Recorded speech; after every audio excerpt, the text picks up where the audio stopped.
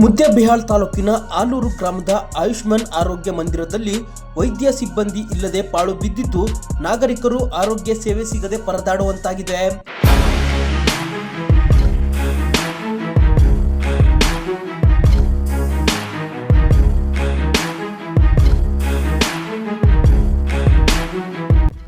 ಈ ಗ್ರಾಮೀಣ ಆಸ್ಪತ್ರೆಗೆ ಸುಮಾರು 2 ತಿಂಗಳಿನಿಂದ ಬೀಗ ಜಡಿಯಲಾಗಿದೆ.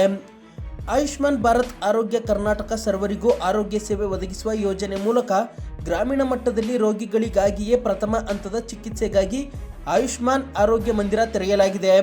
ಆದರೆ ಆರೋಗ್ಯ ಇಲಾಖೆ ನೇಮಿಸಿದ ಆಲೂರು ಗ್ರಾಮದಲ್ಲಿ ಸಿಎಚ್ಒ ಶಿವಾನಂದ್ ಹಿರೇಮಠ್ ಇರದೆ ಚಕ್ಕರ್ ಹಾಕುತ್ತಿದ್ದಾರೆ. ಈ ಮೊದಲು ಸುತ್ತಮುತ್ತಲಿನ ಗ್ರಾಮದ ರೋಗಿಗಳು ಆಲೂರು ಆಯುಷ್ಮಾನ್ ಆರೋಗ್ಯ ಮಂದಿರಕ್ಕೆ ಭೇಟಿ ನೀಡಿ ವೈದ್ಯಕೀಯ ಸೇವೆ ಪಡೆದುಕೊಳ್ಳುತ್ತಿದ್ದರು.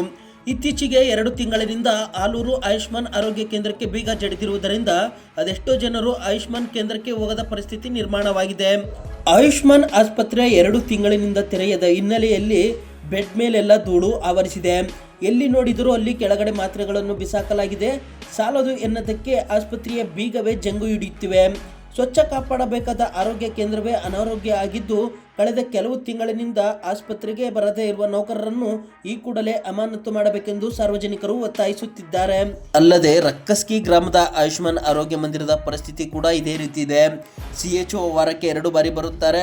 ಮಧ್ಯಾಹ್ನದ ಹೊತ್ತಿಗೆ ಆಸ್ಪತ್ರೆಯಿಂದ ಮನೆಗೆ ಹೋಗಿರುತ್ತಾರೆ. ಆಸ್ಪತ್ರೆಯ ಸುತ್ತಮುತ್ತಲು ಸಂಪೂರ್ಣವಾಗಿ ಕಸ ಗಿಡಗಂಟಿಗಳು ಬೆಳೆದಿರುವುದರಿಂದ ಸಾರ್ವಜನಿಕರು ಈ ಆಸ್ಪತ್ರೆಗೆ ಹೋದರೆ ಮತ್ತಷ್ಟು ಅನಾರೋಗ್ಯ ಅಂಟಿಸಿಕೊಂಡು ಬರುವಂತಾಗಿದೆ. ಈ ಬಗ್ಗೆ ನಮ್ಮ ಪತ್ರಿಕೆ ವರದಿಗಾರ ಪ್ರಶ್ನಿಸಿದರೆ ಆಲೂರು ಗ್ರಾಮದ ಆಯುಷ್ಮಾನ್ ಆರೋಗ್ಯ ಮಂದಿರಕ್ಕೆ ಹೋಗುತ್ತೇನೆಂದು ನೆಪ ಹೇಳುತ್ತಾರೆ. ಆದರೆ ವಾಸ್ತವವಾಗಿ ಸಮುದಾಯ ಆರೋಗ್ಯ ಅಧಿಕಾರಿಯೇ ಇಲ್ಲಿ ಹೋಗಿಲ್ಲ.